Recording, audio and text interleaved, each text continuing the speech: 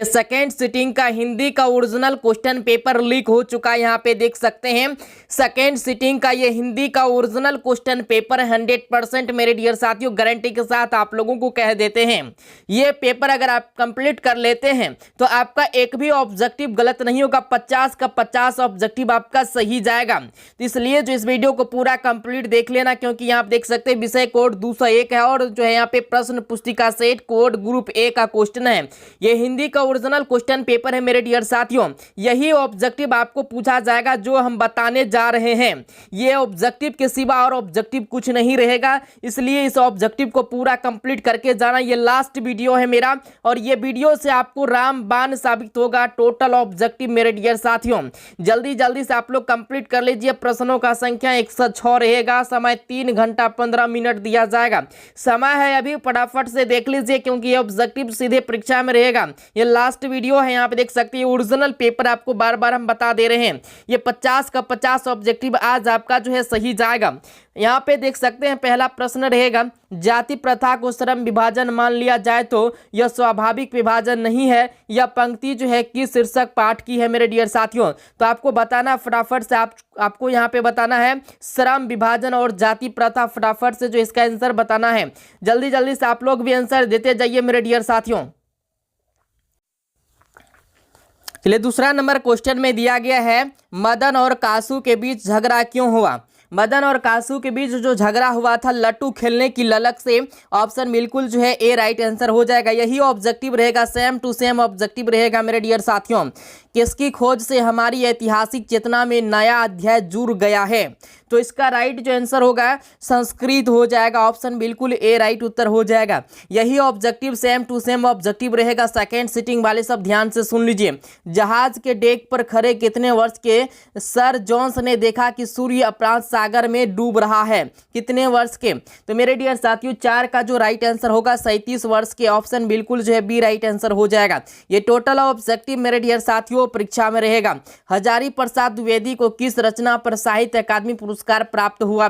ये हुआ था मेरे डियर साथियों 5 नंबर का सही उत्तर आपका होगा आलोक पर्व पे। ऑप्शन बिल्कुल जो है सी राइट आंसर हो जाएगा। ये टोटल ऑब्जेक्टिव यही रहेगा। जल्दी से कंप्लीट कर लीजिए, लास्ट वीडियो है मेरे डियर साथियों। यहाँ पे दिया गया क्वेश्चन नंबर 6 में, उच्छृंखलता पशु की प्रवृत्ति है, स्व का बंधन मनुष्य का स्वभाव है। यह पंक्ति किस शीर्षक पाठ की है मेरे डियर साथियों। तो 6 नंबर का जो राइट आंसर होगा नाखून क्यों बढ़ते हैं। ऑप्शन डी राइट उत्तर हो जाएगा। ये ओरिजिनल पेपर है मेरे डियर साथियों जो आपको सीधे परीक्षा में रहेगा। महमूद गजनवी के बाद के किन शासकों ने अपने सिक्कों पर नागरी शब्द खुदवाए हैं। तो किसने खुदवाए हैं मेरे डियर साथियों। 7 नंबर का जो सही उत्तर होगा मोहम्मद गौरी अलाउद्दीन खिलजी शेरशाह ने। ऑप्शन इसका जो है ए राइट उत्तर हो जाएगा। अगला प्रश्न देखेंगे यहाँ पे, बेतमा दान पत्र का है। बेतमा दान पत्र कब का है बताइए। बेतमा दान पत्र कब का है। तो ये 1020 ईस्वी का। ऑप्शन बिल्कुल जो है बी राइट आंसर हो जाएगा। अगला प्रश्न देखेंगे, कुहासा शीर्षक कहानी संग्रह किस लेखक की रचना है मेरे डियर साथियों। तो 9 नंबर का जो राइट आंसर होगा अमरकांत हो जाएगा। ऑप्शन बिल्कुल सी राइट उत्तर होगा। अगला प्रश्न देखेंगे यहाँ पे क्वेश्चन नंबर 10 में, निर्मला ने किसे फटी पुरानी दरी दे दी थी। फटी पुरानी दरी किसे दे दी थी। तो 10 नंबर का जो आंसर होगा बहादुर को फटी पुरानी दरी दे दी थी। चलिए अगला प्रश्न देखते हैं। ये total objective same to same रहेगा। अंग्रेज कवि टेनिसन ने किस लैटिन कवि पर कविता लिखी थी। तो मेरे डियर साथी 11 का जो सही उत्तर होगा वर्जिल हो जाएगा। ऑप्शन इसका ए राइट उत्तर हो जाएगा। अगला प्रश्न देखेंगे, बिरजू महाराज को संगीत भारती में कौन लाया बताइए। बिरजू महाराज को संगीत भारती में जो है कौन लाया था। 12 नंबर का सही जवाब आपका होगा कपिला जी। कौन लाया था, कपिला जी, याद रखिएगा। इसके बाद 13 नंबर प्रश्न में है, आंध्र ब्रेतारेन सौ और पाल एलवार ने मिलकर कितनी संयुक्त कविताएं अभिनयों में रहकर लिखी थी। तो 13 का सही जवाब होगा 30 कविताएं लिखी थी। चलिए अगला प्रश्न देखेंगे यहाँ पे 14 नंबर में, पैर पर कमरा शीर्षक कहानी संग्रह किसकी रचना है बाबू। 14 नंबर का जो सही जवाब होगा विनोद कुमार शुक्ल हो जाएगा। ऑप्शन डी राइट उत्तर होगा। चलिए अगला प्रश्न देखते हैं, कौन ठंड से कांप रहा था। कौन जो है ठंड से कांप रहा था मेरे डियर साथियों। 15 नंबर का सही जवाब आपको देना है। फटाफट से बताइए कौन ठंड से कांप रहा था बाबू, जल्दी से बताइए कौन ठंड से कांप रहा था। बताइए जल्दी से, संतु, दीदी, लेखक, माँ, फटाफट से बताइए। तो संतु। चलिए इसके बाद अगला प्रश्न देखते हैं 16 नंबर में। प्रख्यात शास्त्रीय गायिका गिरिजा देवी के जीवन और संगीत साधना पर यतीन्द्र मिश्र द्वारा लिखी गई पुस्तक निम्न में से कौन है? नीरजा है, इसके बाद देवप्रिया है, गिरिजा है, विरासत है।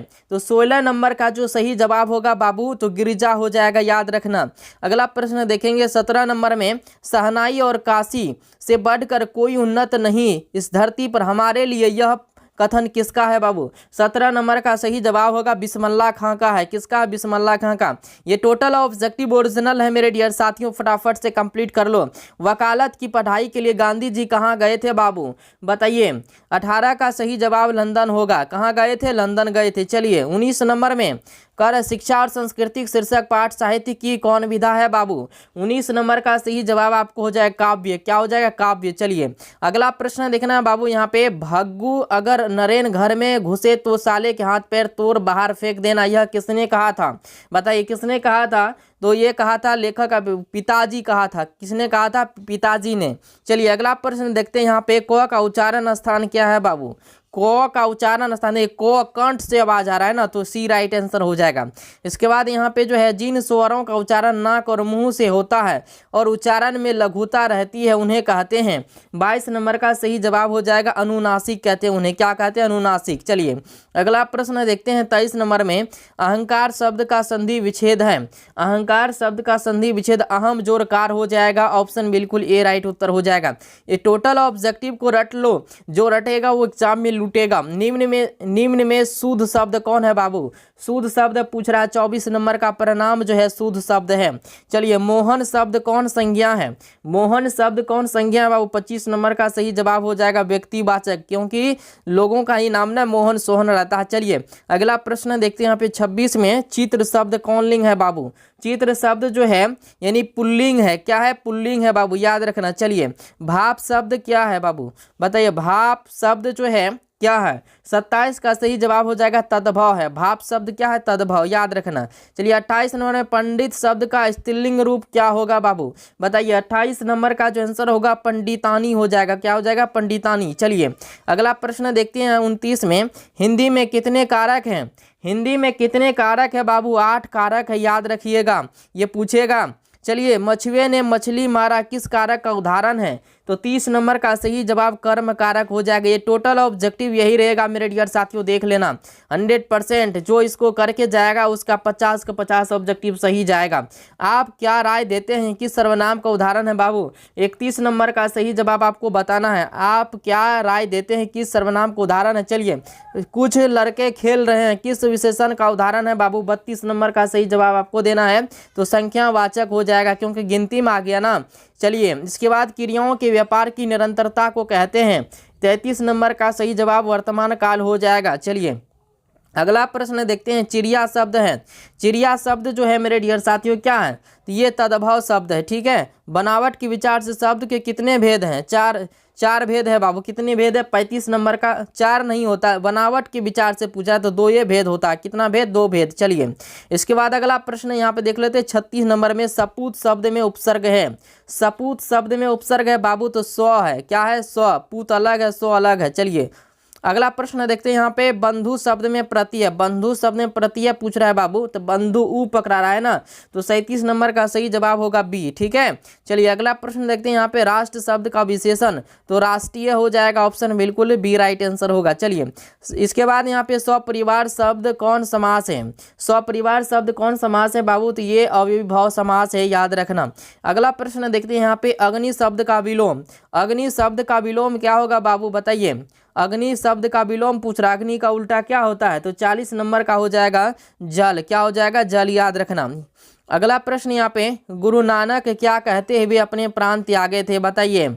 गुरु नानक जो है क्या कहते हुए अपना प्राण त्यागे थे? 41 नंबर का सही जवाब हे राम। क्या कहकर? हे राम कहकर। चलिए गुरु नानक का जन्म कब हुआ था बाबू? गुरु नानक का जन्म कब हुआ था?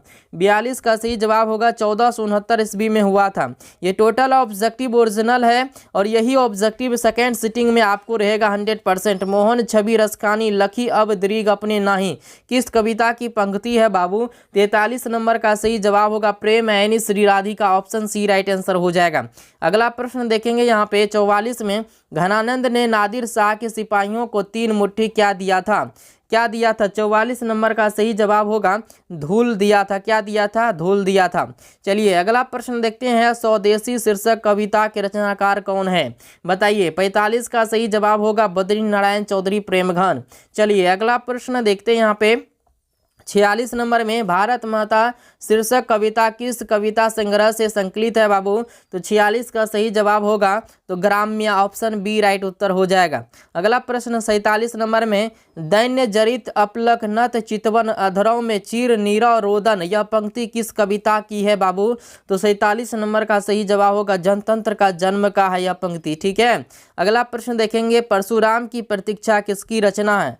परशुराम की प्रतीक्षा जो है किसकी रचना है? ये रचना जो है रामधारी सिंह दिनकर जी का है बाबू, याद रखना। चलिए 49 नंबर में, कवि रामधारी सिंह दिनकर के अनुसार जनतंत्र के देवता कौन है? जनतंत्र के देवता कौन है? 49 नंबर का सही जवाब होगा किसान और मजदूर जो है भगवान माना है।